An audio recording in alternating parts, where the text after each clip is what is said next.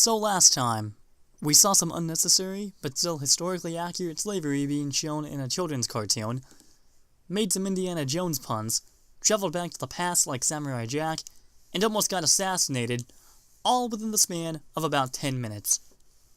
Yeah, I'd say that's a pretty good first day. So Thief King Bakura burst into the Pharaoh's palace, much to the confusion of his inner circle. He came to get the Millennium items. Shani guides Yugi and the others through the Millennium Puzzle, which somehow leads them to a doorway to the past. Yeah, it's not really explained. Taya does drop an interesting bit of info though, as she states that they've been on adventures like this for the last 4 years, further adding credence to the theory that Duel Monsters goes beyond the year 2000 in terms of chronology. Sorry Yu-Gi-Oh! Everything, but when the anime or original source itself backs me up, I really can't help but going against that theory again. It's all in good fun though. Thief King Bakura then presents the inner circle with gifts, most notably consisting of things that he stole from that other palace. And he then presents them with the literal tomb of the previous pharaoh. Yeah, spoilers, but his name is Achnodon, which is kind of a mouthful to say. So Priest Seto demands that the Millennium Trial be held, so that they can judge Bakura's soul.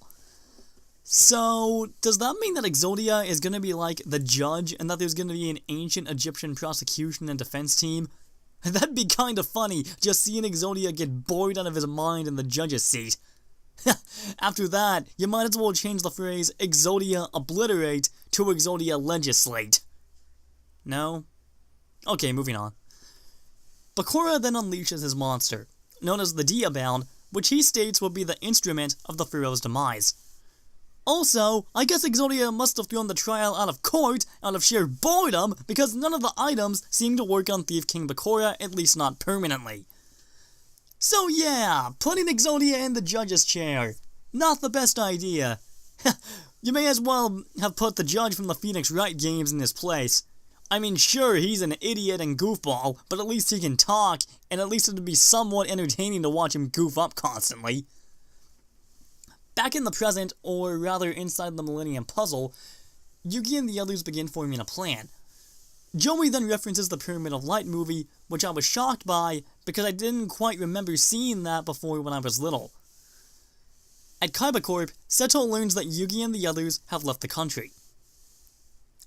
Back in the past, Bakura challenges a couple members of the Inner Circle to a shadow duel, and upon his shock, Shimon has this to say.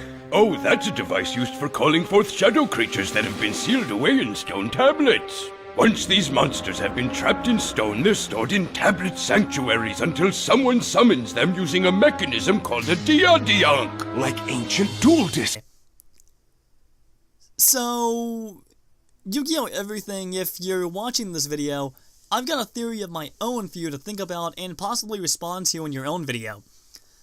Based on Shimon's explanation, as well as the Pharaoh's statement at the end of that clip, I believe that Seto took inspiration from those ancient duel discs, and used them to craft his own design, which resulted in the sleeker, modern-day version first shown in Battle City.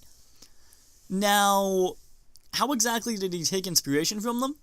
Well, I mean, sure, he didn't actually have an existing one just lying around. After all, this was from 5,000 years ago, so obviously it would have worn and rusted long before the events of Duel Monsters. But consider this.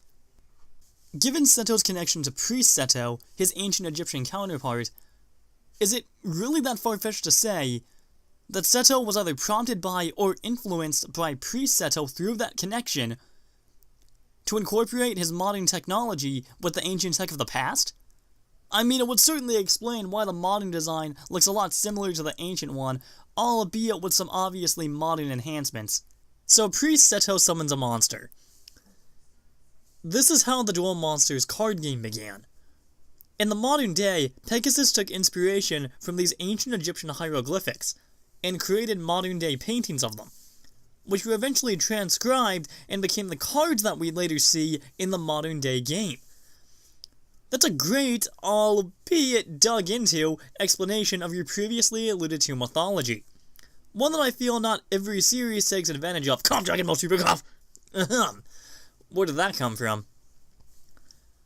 The former pharaoh, Achnodon, actually created the Millennium Items following a series of wars, which again is a great bit of mythology and world building, especially for this new setting.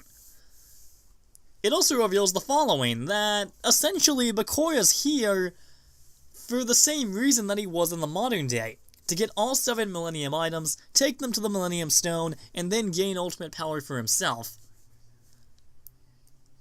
This might upset some people, but I'm gonna go over to Critique Land for a second, so bear with me as I make that voyage. Okay, did I keep you guys waiting long enough? Okay, here we go. So, a minor nitpick on my part. We're in Egypt, so how come our characters aren't speaking Egyptian, or at the very least ancient Hebrew or Greek? Now don't get me wrong, I'm perfectly fine with the way it is, and obviously having everyone speak a different language would alienate some people by making them read subtitles. But on the other hand, it would also add further credence to this new setting to distinguish it more from the modern day equivalent. They give some more mythology behind monster fusion, with Seto summoning a fusion monster. But it's not enough, as despite a team attack by all the Guardians, Bakura is still able to repel them all at once, which astonishes them all. The Pharaoh, having had enough of this, summons Obelisk and attacks, with it and Diabound clashing. The clash between the two ends, with both being repelled, and it's revealed that they have equal strength. Bakura then retreats, with the Pharaoh spotting a gigantic pyramid in the sky, but when asked about it, the others can't seem to see it. Back at Kaiba Seto gets scared due to a premonition given to him by the Millennium Eye. So scared, in fact, that he actually ventures out to Cairo, and it actually takes him quite a while to get there, so I'm assuming that he was taking the scenic route that whole time. Might have been looking for more dragons.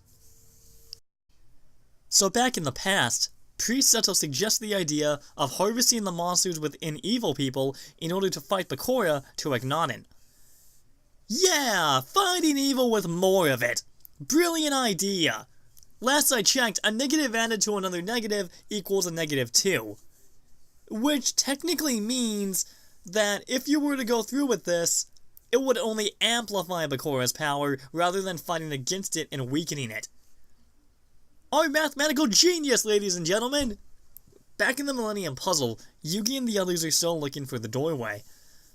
Also, leave it to Joey and Tristan to spice up the humor. That never gets old, especially with such a dark storyline as we'll see later. Back in the past, the Pharaoh is escorted, I'm assuming to his chambers, by Mahad, only to be ambushed by Mana, who I'm guessing is the Dark Magician Girl's ancient counterpart, as she bears a more than striking resemblance to her card-based form. Mana is voiced by voice actress Erica Schroeder, who most notably goes on to voice Akiza in Yu-Gi-Oh! 5Ds, as well as the Dark Magician Girl herself in Bonds Beyond Time, as well as in the Ceremonial Battle, both of which I had no idea about until I was researching for this particular part. Mana is a childhood friend of both the Pharaoh and Mahad, and it appears as if she's able to jog his memory, albeit incredibly briefly. Mana is also an inspiring magician, and actually provides a lot of comedic relief here, which is great, as mentioned earlier, and just puts an even bigger smile upon my face as I rewatch this. Also, it's revealed that Mahad, well, if you hadn't guessed it already, he's pretty much the inspiration for the Dark Magician. He actually sealed away a portion of his power, kind of like Gearfree the Swordmaster limited himself by sealing himself within a suit of iron. He's also the most powerful sorcerer on the planet, apparently. So, what, is he Merlin? I mean, Colin Morgan's not involved with this production as far as I'm aware, so that's kind of a bummer. We get a flashback to a young Pharaoh talking with Yugi's voice. I mean, it makes sense, but it's also really interesting as it forms the friendship that the Pharaoh and Mahad have going forward up to adulthood. Mahad is being followed by Bakura and challenges him to a shadow game, right after he releases his dormant power. And before the episode ends, Mahad reveals the origin of this series' catchphrase, and it's awesome! I have been waiting for you. Let's duel. Bakura summons Diabound, which looks a little different, and yeah, it's basically explained that the reason why it looks different is due to the growing darkness within Bakura's spirit, which makes sense, I guess, but from a narrative standpoint, it doesn't really mesh with me. Mahad summons Illusion Magician, and they both yell Diaha, which is Japanese for duel. So I guess I learned some Japanese while writing this. Cool. Mahad summons Shadow Ghoul, which is almost immediately taken down, resulting in his life force being drained a little. I'm guessing that this is a precursor to what Yami Merrick would do millennia later in Battle City. The Pharaoh and eventually his inner circle are caught wind of the duel, and they all move towards Mahad's location.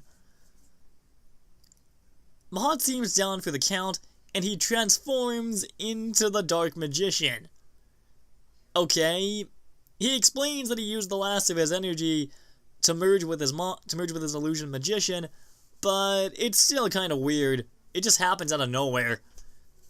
But he does annihilate Bakura, which is both amazing and awesome in equal measurements. But it results in Mahad being sealed in stone, meaning that they both kind of lost, I guess. So that's kind of a bummer.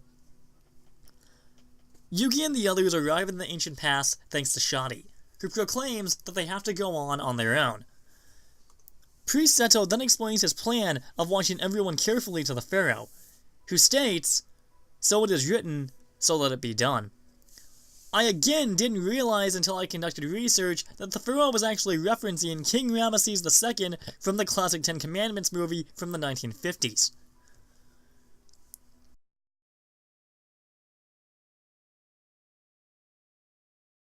Yugi and the others touch down, but no one can see or hear them, which is hilarious, but it also makes a lot of sense from a canonical standpoint.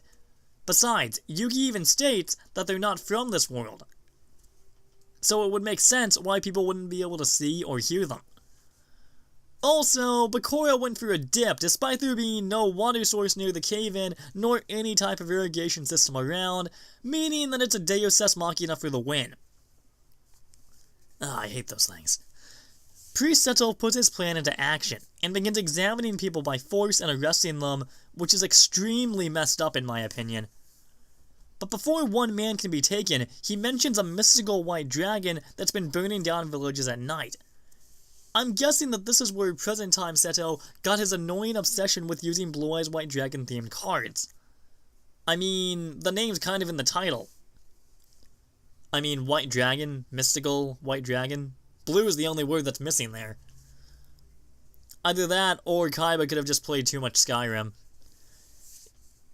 Yugi and the others then meet Bulbasa, who has to be one of my favorite characters in this entire arc from a comedic standpoint, and who was wonderfully portrayed by Sean Schemmel, who you can tell was just having a blast voicing this guy. Joey and Tristan initially chase him down trying to get some apples. They see a girl being beaten. Okay, this is kind of creeping me out again with these dark and obscene themes. Okay. This girl, Kasara, actually embodies the Blue Eyes White Dragon and houses the spirit within her. And the dragon actually comes out of her at nightfall. And she's also later referred to as the Maiden with the Blue Eyes. In fact, Priest Seto's eventual romantic feelings for Kasara are what actually sparks the modern Seto's obsession with Blue Eyes White Dragon themed cards, which would explain why he treasures them so dearly and cares for them so much. Bulbasa offers to help Yugi and the others get into the Pharaoh's palace, and they're won over once he offers them snacks. Food, the ultimate bribery tactic. Classic. It turns out that Priest Seto's feelings for Kasara are in fact warranted, since he rescued her from imprisonment when they were both teenagers.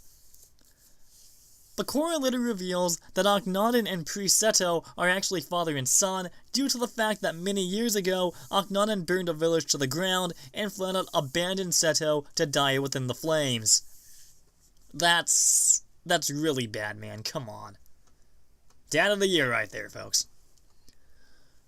Bakura then does something to Achnodon and forces him to work for him or something like that. It's explained later on, but this scene doesn't really give us much explanation. But Bakura escapes with the Pharoah in pursuit. The origin of the Millennium items themselves is revealed next, and it was actually part of an ancient ritual. Also, this is going to sound confusing and it's going to be kind of a mouthful, but apparently Priest Seto should actually be called Prince Seto due to the fact that Achnodon was the previous Pharaoh's twin brother, and he believes that Seto should be king by any means necessary. And thanks to Bakura's influence, those feelings have bubbled up to the surface and have actually taken over his entire psyche. Man, that's a mouthful. The Pharaoh summons Slifer the Sky Dragon and continues his pursuit of Bakura. Priest Seto and the others then arrive to aid the Pharaoh in his battle against Bakura, forcing him to retreat. But the Pharaoh pursues and falls right into a trap laid by Bakura himself. Back at the temple, Achnodon throws a sword at the Slifer statue, causing the real Slifer to be severely weakened and killing it in the process. Achnodon is then struck down somehow. That's never explained, to be honest. Kinda leaves me scratching my head, too. The Pharaoh loses consciousness, with Yugioh and the others tracking him down and rejuvenating his strength.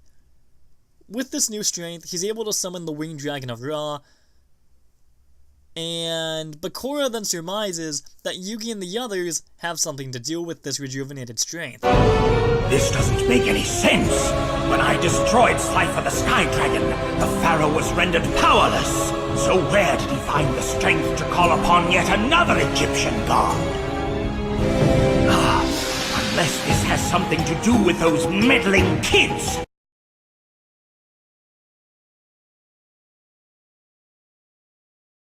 Ha! Scooby-Doo reference. The Winged Dragon of Ra morphs into its Phoenix mode and completely annihilates Diabound, weakening Bakura significantly and knocking him down for the count.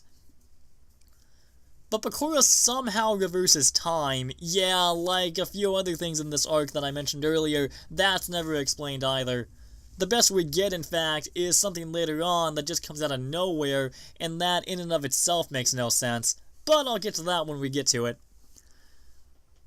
But here, Bakura makes time rewind to when Slifer was taken down. Yugioh and the others try to help, but Bakura blasts the Pharaoh off his horse, leaving him dangling on the side of a cliff. Bakura claims the Millennium Puzzle, and the Pharaoh ends up falling to his alleged death. Tristan then actually gets a hit in on Bakura, which I was actually surprised that 4Kids showed and didn't censor. But Bakura just throws Tristan at Joey, and they all retreat. Back at the palace, a guard reports to Priest Seto that the Pharaoh has yet to be found, to which Priest Seto responds, well, he responds by stating that even if the Nile River has to be drained, they will find him. Okay, that shows his loyalty, but at the same time, I'm just talking geographically here, it's the Nile River! One of the biggest rivers and sources of water in all of Egypt. If you were to drain it, wouldn't that make your people incredibly parched and desperately searching for water to drink? Gotta get your priorities in straight. Achnodon also abducted Kisara and is torturing her within a cage. That's kind of the story of her life, unfortunately, given the flashbacks that we've been shown. Poor girl. They're surrounded by monsters, which are forced to do battle. My best guess is that Achnodon is hoping that by putting Kisara under enough stress, it'll trigger a transformation. There's just one tiny problem with that. I'm sorry about this rant. Stress is a killer. Not just a metaphorical one, a literal one. Putting Kisara under intense stress is most likely going to make her condition worse, and make her come down with a sudden case of terminal death disease. In other words, this plan of yours isn't going to trigger a transformation within Kisara, it's going to kill her! Oh my gosh, did Bakura take your remaining brain cells when he did whatever he did to you? Couldn't you have just, I don't know, asked Kasara if she would show you when she woke up? But no, you have to put people under intense stress for the best results. Ugh. He then brings her into battle and puts her into it. Oh my gosh. Achnodon is wondering why Kasara won't bring out the dragon if she's that powerful. Well, I did some research, and this is what the Wikipedia page, the official Yu-Gi-Oh! Wikipedia page, says about her character. But bear in mind, this is only about the manga's version of her, since I actually don't have the Pharoahs Memories manga portion, Millennium World, in my collection just yet. Amazon is currently out of stock, and I'm waiting for them to be back in stock before I get it. But regardless, this is what the wiki page says. In the manga, Kasara is portrayed as mysterious and lonely. Despite her timid nature, she exudes a quiet confidence. When faced with death, she accepts it without a fight. Her passive personality is a testament to her wariness of life and the abuse it brings with it. Seto's selfless intervention on her behalf confuses her, but her gratitude increases, and so her dragon is summoned from the depths of her subconscious. So, Achnodon, call me crazy, but maybe the reason why she's so hesitant is because you're torturing her and punishing her for something that she hasn't even done. I mean, okay, I can understand being a pacifist or being scared of your power, which Kasara probably is, but I don't condone behavior like this at all that's been done by Achnodon so far. This guy has just gone insane. Seto, please step in. Rescue Kasara like the beautiful princess she is before I go mad at Achnodon's lunacy here. What have you done? I'm slipping! Hang on to me with all your might! It's no use! Thank you. Kasara does eventually unleash the Blue Eyes White Dragon, and Seto does save her, seeking that she gets as much rest as possible. Maybe she wouldn't be in this position if Achnodon hadn't been such a douchebag! Ugh! Meanwhile, Yugi, Bobasa, and the others journey to the Nile River. They find Mana, and surprisingly she can see them. And as soon as she does see them, she criticizes their fashion sense. Bobasa then comes running over with what he says is a big fish, despite the fact that the fish in question only appears to be about 8 inches long. Our measurement genius, ladies and gentlemen! But Bobasa did manage to find the Pharaoh's cape, which was floating in the river, potentially meaning that it could be somewhere nearby. Mana then tells them that they can explain everything to her while they look for the Pharaoh. Man, I just love to see how that went down. Just imagine Mana trying to figure out the concepts of children's card games being played on virtual reality tech. I mean, oh my gosh, I just love to be a fly on the wall during that conversation. The Pharaoh is actually kind of licking his wounds within a cave. He remembers being a baby, learning how to walk, and going on a trip with his father. He steps outside the cave and ponders on what to do. And the episode in this section ends with Yugi and the others reuniting with him. Oh, what a happy ending. But also a very tragic beginning to the second half of this arc, which is very tragic.